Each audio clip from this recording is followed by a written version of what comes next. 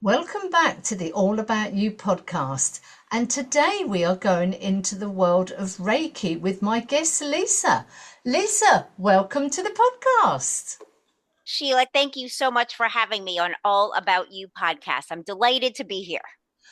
Lisa, I'm really excited about Reiki because I'm interested in Reiki and I did actually do my level one.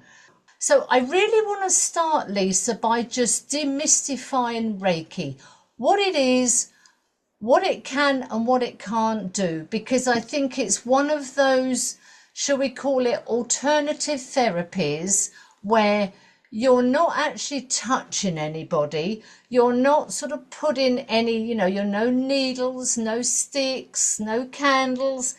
In theory, you don't actually see anything, but it's incredibly powerful. So I really want to start. Let's get rid of some of this mystery around Reiki. Sure. So, like you said, Reiki is a complementary therapy, it's a holistic therapy, it's an alternative therapy. And in its definition, Reiki is actually a Japanese energy healing technique. And it was developed in the early 1900s by a woman named Mikao, Mikao Usui.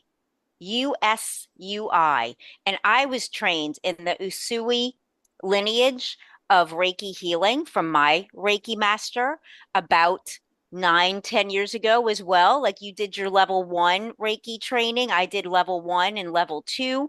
Level one allows you to practice on yourself, to give Reiki to yourself. Level two allows you to practice Reiki on others and healing sessions that you can charge for. And then there are Reiki masters that teach us. And I'm not a Reiki master, I'm a level two practitioner. So the deal with Reiki, because I think people are like, what is that? So Japanese energy healing technique developed in the early 1900s. So Rei, to break up Reiki, Rei means universal, and Ki means vital life force. So this is vital life force that practitioners like myself believe flows through me to my client, to the person with me, either in person, laying on a massage table with all clothing on, or remote. You can be sitting on another continent like we are and do Reiki healing because energy flows. There doesn't need to be proximity, locality. And it does take some belief, Sheila, on the part of the person receiving Reiki. You do have to have some belief in this flow of universal energy, in this flow of healing energy for it to work for you. I think Reiki would be hard for a person that doesn't believe it's true. So it does have this element of belief that's connected to it. And you and I talked on our intro call about starting with the least invasive type of healing or therapy first. And I see Reiki as being one of these like least invasive methods if you do believe that this can help you. And when I did some research to prepare for our conversation today, I was delighted to see that the Cleveland Clinic here in the USA, in Ohio, talks about Reiki healing being therapeutic and a complementary therapy to medical practices. And in their clinic, they have seen people have favorable results from Reiki healing sessions. And I want to pause there. I have more to share, but what do you think about all that so far? How does it feel to you? Well, the interesting thing is, I'm a great believer in energy, as in, energy is absolutely everywhere. We're not just talking about, oh, I'm lacking energy today or I'm full of beans energy. Energy is flowing through us, through everything, everybody, all the time. A lot of people, when you talk about energy and you talk about Reiki, they've seen images of somebody lying on a bed and maybe the practitioners just got their hands sort of basically in the air. A lot of Mm-hmm. people are, okay, I can lie on a bed fully clothed, I'm not going to be poked and prodded, there's no bowls and candles and sticks and this. How can anything like that work? But for me, I think with anybody's healing is, for example, if you have surgery or you're taking medication, if you think positively about that surgery or those tablets or that medicine, it's going to be a lot more effective than if you don't. It's rather like the story of the placebo. And everybody knows Yes, the placebo experiment. So I'm a great believer in, if you can use the power of your own mind on yourself, you can create this energy force that is unstoppable. And things like absolutely. Reiki. If somebody doesn't believe in Reiki, save your money, go and see a doctor. You have got to be open to it, and it's not everyone's cup of tea, and we accept that. Yes. And I think to help people listening and watching understand energy in some different terms, because in physics, energy is talked about, the law of inertia. Energy is not created nor destroyed, it changes form. We talk about people's energy as a vibe. Sarah has a certain vibe. Sam has a vibe. I don't really like Sam's vibe. And even energy, I think one of the wonderful ways to think of it is, say, if you're sitting in your house by yourself, your partner comes in the door and you don't know they've come in, but you might feel, oh, I feel my partner's energy because you're connected to that person. Energy announces us before we walk into a room. To those who are perceptive, we all have our own energy. And what that is the culmination of the thoughts that we're thinking generate an emotional field. The thoughts we think create our emotions. I notice when I'm having a negative, fear-based or sad thought, I'm feeling in that lower emotion of sadness or fear or anxiety, and that permeates the air. And people, you can tell if somebody has a lot of anxiety, you feel it, and it might kind of repel you from being around them, rather than somebody that takes good care of themselves. They're pleasant, they're peaceful, they're kind, they're generous. We tend to gravitate towards those people. They draw us in because they're open. And so, your own energy. You can start tuning in more and more each day to your own energy, the vibe, the vibration that you're bringing to others and yourself. And so, Reiki is really about tapping into your own personal energy. And that's what's actually healing.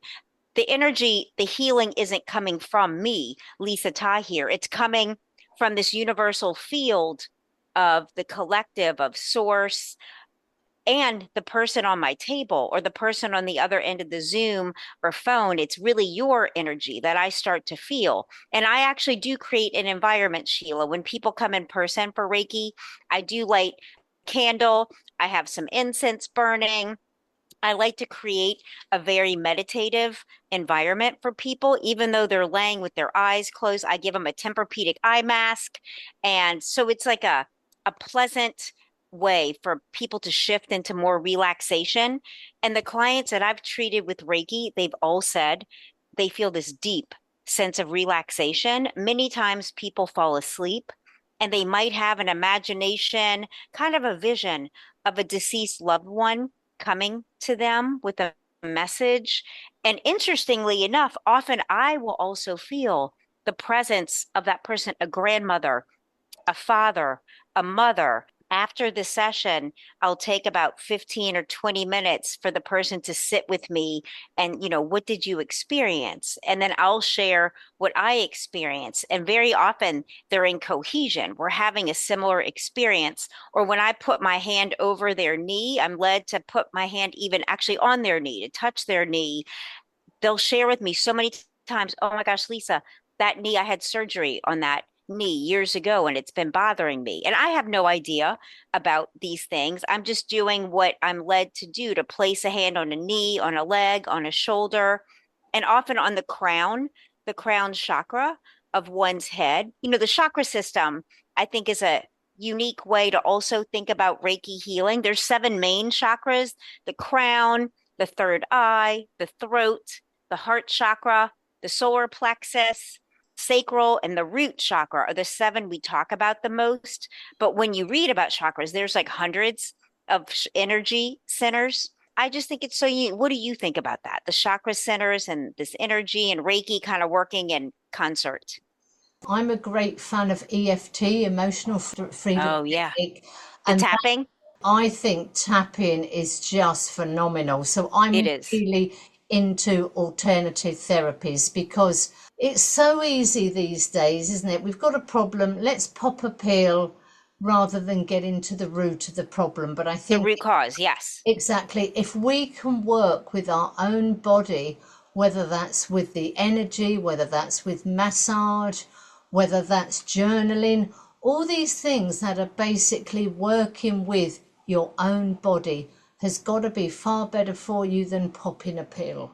Using your body to help with these issues. It's like rather like if people are going to come to have Reiki, be open to what you experience, and everyone's experience is going to be different. Just because someone else had this experience, that may be completely different for you. So just be open and give these things an opportunity, I always say. Yes, and I'm thinking body-based practices and early intervention that before anything is a major health problem, it starts with an earlier stage. It might be a resentment that you have that you don't heal from, that you haven't processed, and resentment goes underground into our bodies and can create heart problems, stress. It can create these physical manifestations of an unhealed emotional experience that left untreated gets louder and louder and louder until there is a physical issue that takes a person, say, to the doctor that treats in a more purely physical way. And these holistic treatments can help augment and help the medical treatments go more quickly and better. However, if you can intervene early, if you're aware that I'm just feeling kind of off, and if you can get yourself to some kind of body-based practice, like I think what makes Reiki so effective is that it does promote relaxation and the body just letting go. Oftentimes, I'm led to hold my hands.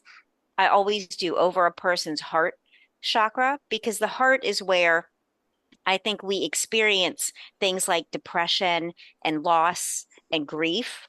Our culture in America, at least, often doesn't allow the proper time to heal these heart wounds, these heart hurts. And I think to really send love to our heart, to ourselves, and take time to grieve is important in healing even physical ailments, and Reiki can really help someone. Sometimes people start crying when I have my hand over their heart area because it brings up, it kind of lifts out this emotional release that needs to happen. And that in itself is healing to your physical body. People often feel lighter after a Reiki session. And that goes for all body-based practices. EFT is such a gift and a wonderful way to tap in things we want to believe and to shift things that we have believe. You can speak to that more than I can. So what do you think about that? Well, I think that's a really nice lead in what you have said.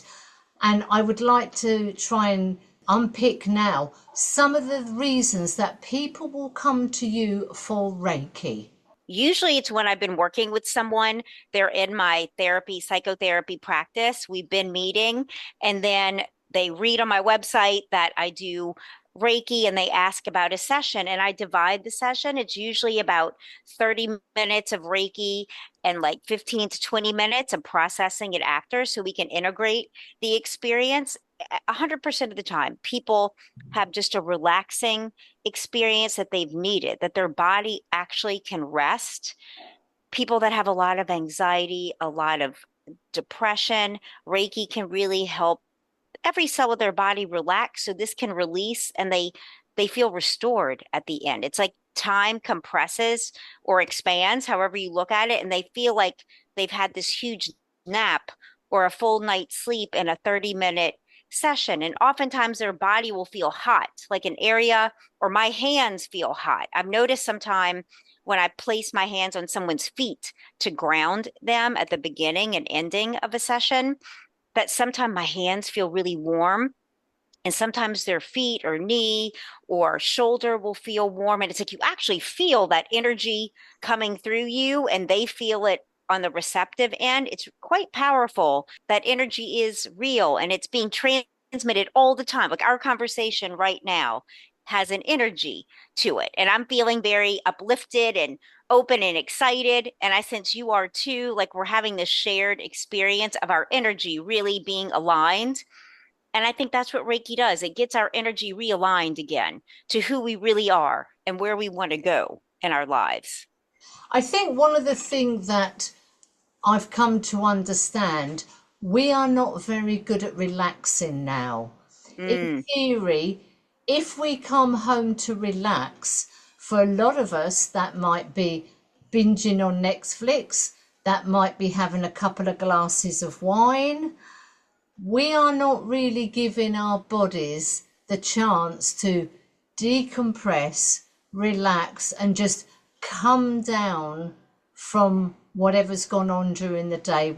We tend to think, okay, to relax, I must do this, or I'm going to mm, have a couple of glasses of wine or something. So I think something like Reiki is really taking the time to get in touch with your body and just, how does my body feel? Do I yeah. feel there's any tension, any heaviness? Because as you touched on before, and I'm a great believer in this, we carry stress in our bodies in different places. Some people may get stress in their stomach, and if that isn't addressed, that can lead to digestive problems. Some people Right. carry stress in their shoulders. You know, they are permanently, their shoulders are up around by their ears. That then causes Right. problem with the jaw, the back, the shoulders. And before you know it, that stress and that tension has changed into physical issues with a shoulder or a back issue. Taking the time to go, how does my body feel? Do I just feel a bit of heaviness somewhere? You know, do I feel that something just isn't right? We need to take the time just to listen and feel and see what our bodies are telling us. Yes, Sheila. And I think sometimes we have those sensations of the anxiety, of the heaviness from unresolved grief. And in my book, I wrote a book on healing through empathy and self-forgiveness. It's called, I have it right here, The Chiron Effect, Healing Our Core Wounds Through Astrology, Empathy, and Self-Forgiveness. And I talk about the chakra system and coping with grief and losses. There's such a message to just keep doing and going, just do it, keep moving forward. When the actual way to heal is by pausing and taking some quiet time out to be with those parts of ourselves that you referenced, whether it's a loss or a grief, loss of a relationship, death, a change in our lives that we didn't expect, or one that we knew was coming and we wanted it, yet there's still sometimes loss, even with changes that we choose to go through and experience, and to just be very loving, kind. And if you notice anxiety in your chest, I suggest place a hand there. Even if you can right now, place a hand wherever you feel tension. If it's in your stomach, your solar plexus, like you referenced, Sheila, if you can just put a hand over wherever you feel something just not right, and close your eyes if you can. You don't have to if you're driving, but just breathe in and like exhale audibly and press gently on that, on your heart, on your solar plexus, your shoulder, your knee, wherever there's something that feels out of sorts, and just really release that and breathe in healing energy. We can breathe in some Reiki healing right now, since you and I are here and we are in this field of Reiki healing, to breathe in that source life force into our bodies, into every cell, even a little more. And then exhale, releasing stress, tension, worry, fear, anxiety, uncertainty, calamity, releasing it all and breathing in this life force of solutions wanting to come to us right now: abundance, allowance, receptivity, synchronicity, positivity, neutrality, even peace, inspiration, and exhaling everything unlike that. And let's do one more round. Breathing in what you need, holding it, letting it fill you, and exhaling. Exhaling what you don't want or need. And coming back to this moment when you're ready and noticing. Do you notice anything? Just gave space. It just gave Yeah. a little bit of pause and space. To me, something like that in the middle of the day, what a gift. Yes. And meditation. Let's talk a little. I think meditation goes hand in hand with Reiki, with healing our bodies, with peace. Meditation is a way to tap into that universal energy field and bring our bodies and our minds some stillness and peace.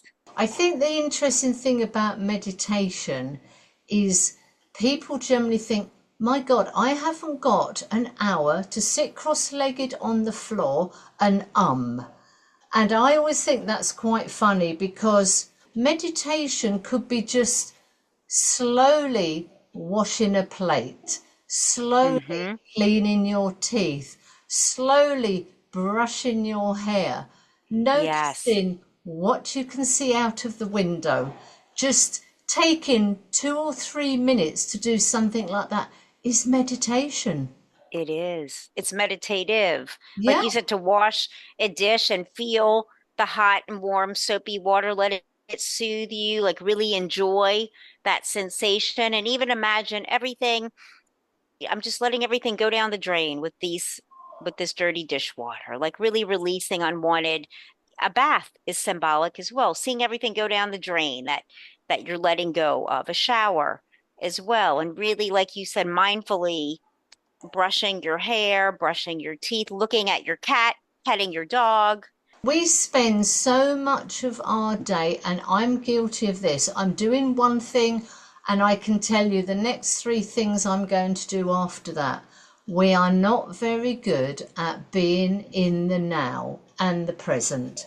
We're always, what happened in the past? What am I going to do next? So just take in as a meditation exercise 2 minutes to just slowly, even if you're making a cup of coffee, take that cup and instead of just drinking, hold the cup. What's the colour of the cup? How does the coffee smell?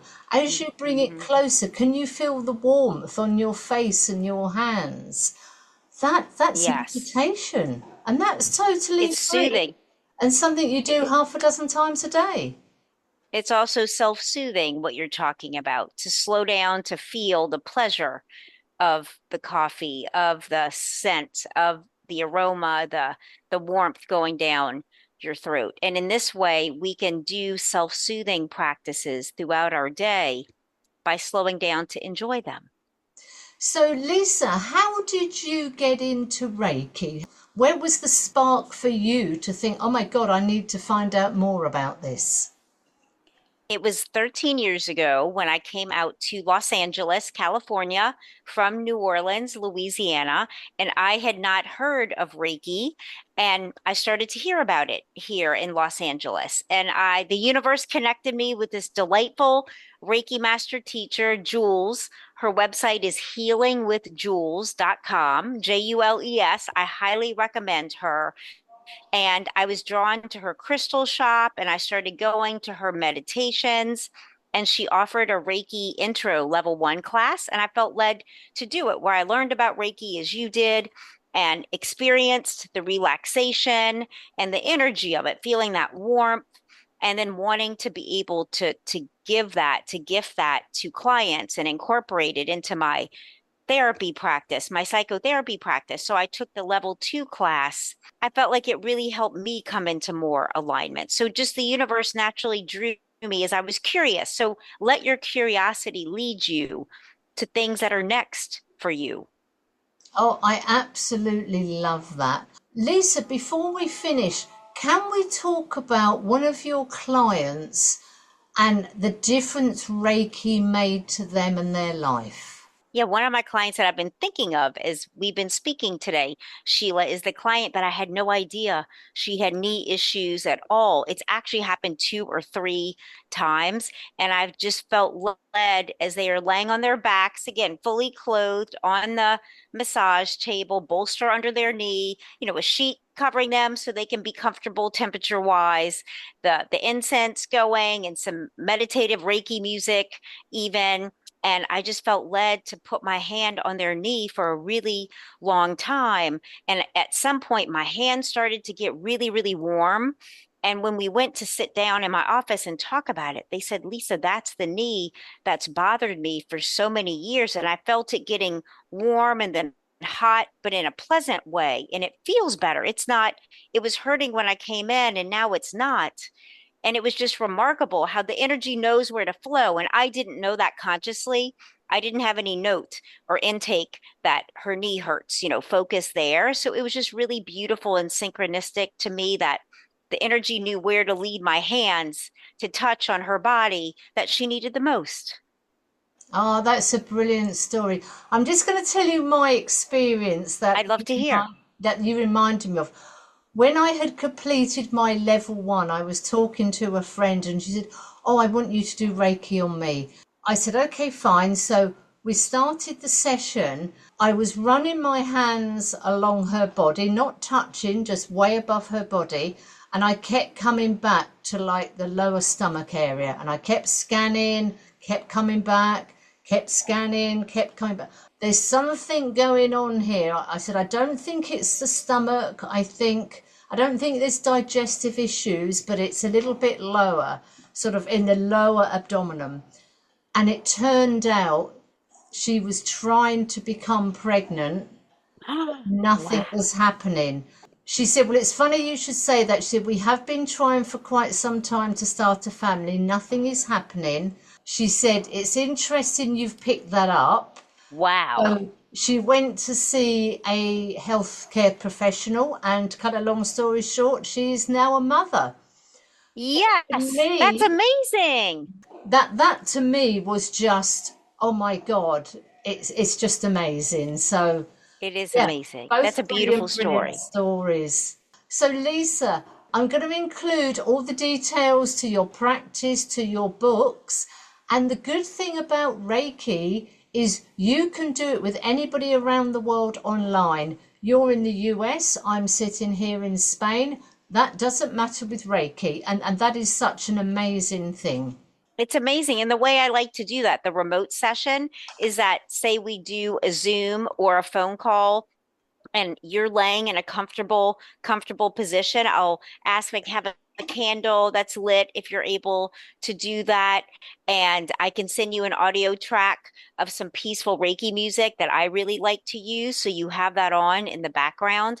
And then I sit with you. I always ask, what is your intention? Is there something you want me to focus on in the session? And we'll both just close our eyes and go into a meditative place for the agreed amount time frame, and I am sending the Reiki healing through my hands, through the waves of air, into you, your body, your environment. And then at the conclusion of the time, I ask, what did you experience? What was that like? And we share what we saw, what we felt. And it's a really beautiful way to receive healing and peace. Oh, I absolutely love that. And this just shows the power of Reiki. You don't even Hmm. have to be in the same room of that person.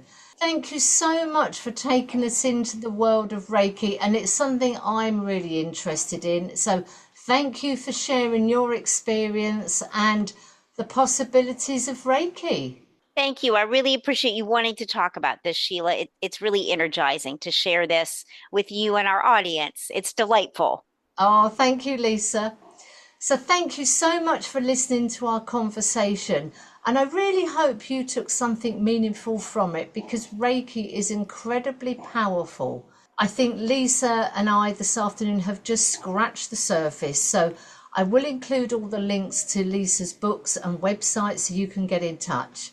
So please do subscribe on whatever platform you're using. It is completely free. And do share this podcast with somebody who might be interested in learning about Reiki. And if you have a story to tell, please reach out anytime on allaboutyoupodcast@yahoo.com. Thank you for listening.